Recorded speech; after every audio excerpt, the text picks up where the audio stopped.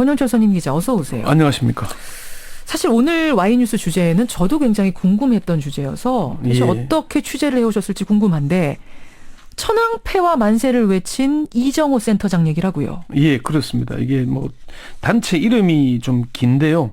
한국환경정책평가연구원 KEI라고. KEI. 예, 여기에서 국가기후변화적응센터장을 맡고 있는 이정호 씨. 예. 이 사람이 공식 석상인 겁니다. 워크숍을 가서 뭐 회식 자리였긴 하지만 워크숍 기간 중에 있었던 회식 자리에서 예. 이제 건배사를 하면서 이게 그러니까 이 워크숍을 센터가 주관한 자리잖아요. 예. 그 센터장 간부가 이제 사람들한테 격려하기 위해서 아니면 뭐 분위기를 잡기 위해서 건배사를 하는데 예. 그 자리에서 뭐 나는 친일파다. 뭐 할아버지가 동양척식 주식회사의 이 식민지 수탈기관이잖아요. 그렇죠. 마지막 사장을 지냈다. 그래서 뭐 그러면서 천황폐하 만세를 삼창을 했다. 3번 외쳤다는 거. 천황폐하 만세 뭐 이렇게. 예. 이게 상식적으로 이해가 되는 행동인가요? 그러니까 저는 이 뉴스가 짤막하게 나오지 않았습니까? 네. 이게 지금 진짜 할까가 잘 상상이 일단은 안 됐고 혹시 좀 부풀려진 기사 아닌가 뭐 이런 생각도 들고 여러 가지 생각이 들었는데 후속 취재가 안 나오더라고요. 그래서 궁금했는데 오늘 그래서 들어가 보신 거예요? 예, 뭐 저건 본인 통화는 못했는데 어쨌건 그 과정에 대한 거 언론 보도 그리고 예. 현재 조사가 어떻게 진행 중인 건지 예. 그런 부분들에 대해서 취재를 했습니다. 자 하나하나 들여다보겠습니다. 우선 예. 천황폐하 만세를 외친 거는 이거는 팩트입니까? 확인이 된 겁니까?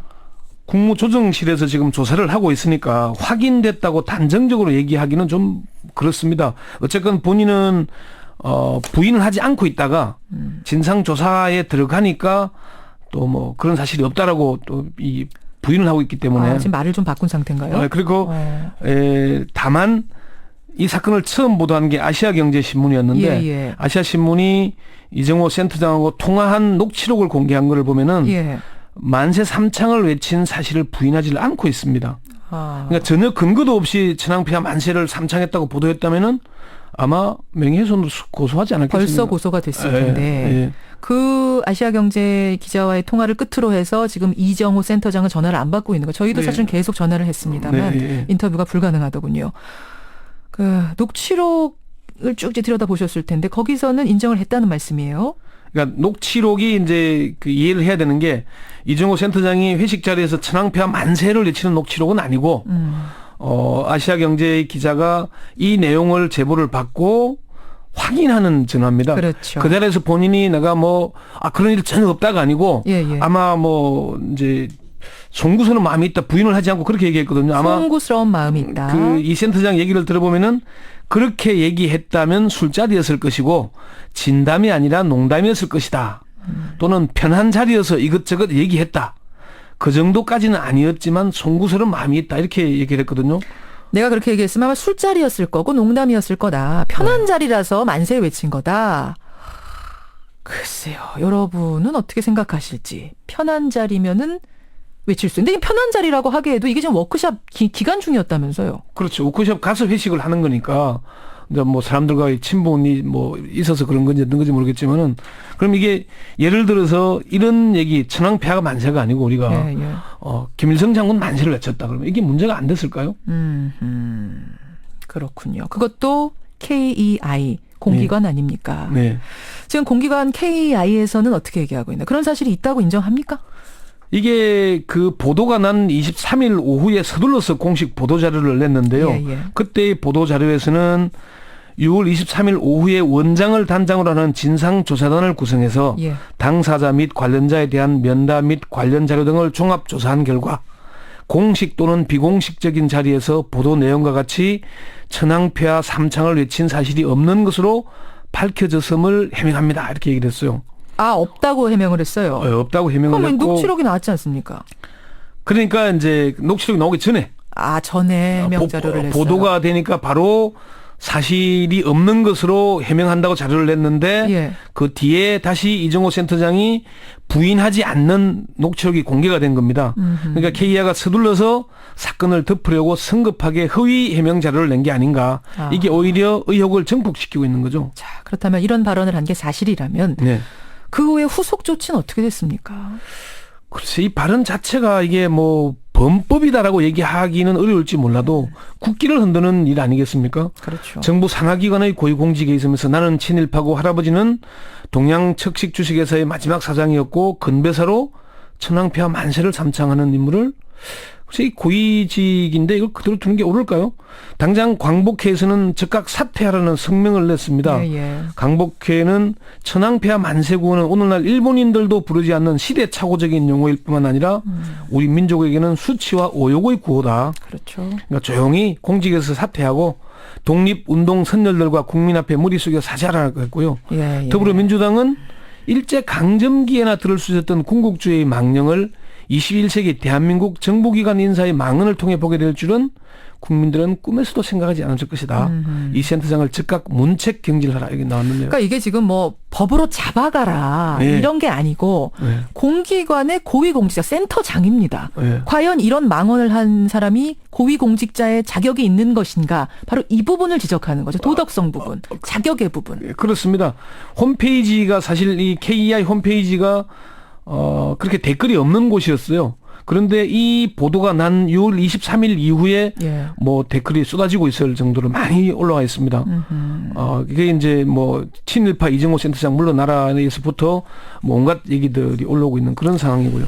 지금 사퇴를 한 게 아니니까 여전히 고위공직자잖아요. 센터장이잖아요. 정부에서는 이 부분에 대해 어떤 징계라든지 뭐 이런 후속 조치 없습니까? 징계를 하기 위한 절차가 진행 중이라고 보면 됩니다. 국무조정실 관계자는 이 센터장에 대한 징계 처분권은 연구원장에게 있고 관련 규정이 있을 거다. 국무조정실에서는 조사 결과에 따라 처분 요구를 할 것이다 이렇게 얘기를 했습니다. 그렇지만은 징계를 하기까지는 시간이 걸릴 것으로 보입니다. KEI가 자체 조사에서는 사실이 아니라고 발뺌을 했잖아요. 그렇죠. 그리고 또 그래도 계속 문제가 되니까 국무조정실에서 진상조사에 들어갔고요.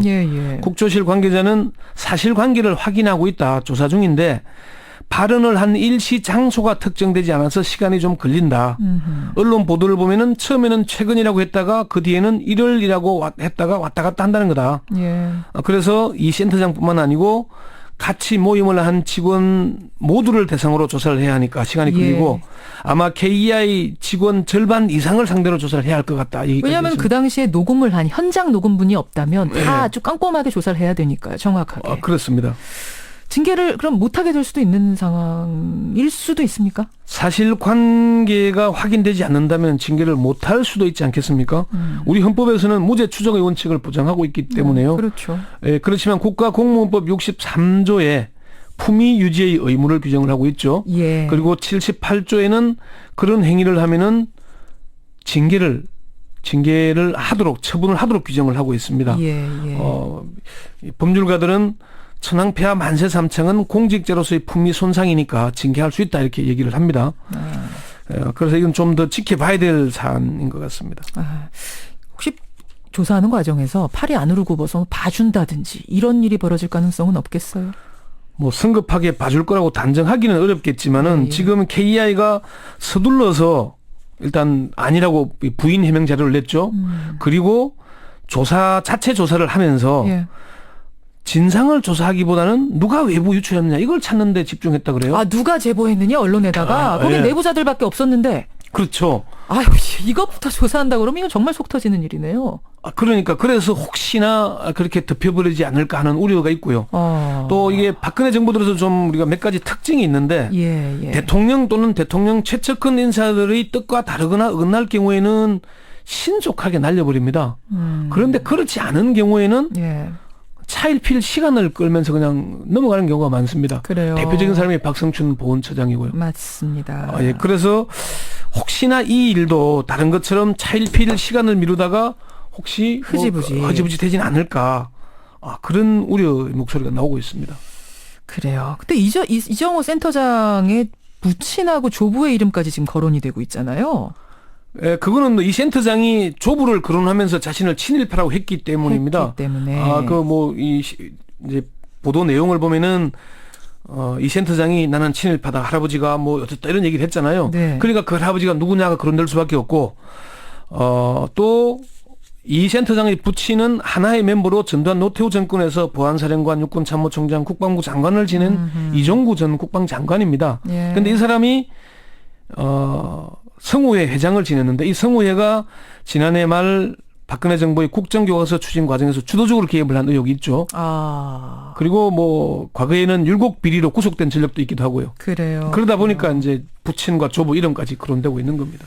마녀 사냥을 해서는 안 됩니다. 그렇게 하자는 의도는 전혀 아니고요. 일단은 사실인지 아닌지를 정확하게 투명하게 밝혀야 할 거고 사실이라면 공무원 아닙니까? 공직자. 과연 공직자의 자격에 맞는지 아닌지 그 여부를 명확하게 가리고 해야 할 징계가 있다면 하자. 이거죠. 네, 그렇습니다. 네. 예, 여러분의 의견도 많이 들어오네요. 고맙습니다. 권현철 선임 기자 수고하셨습니다. 네.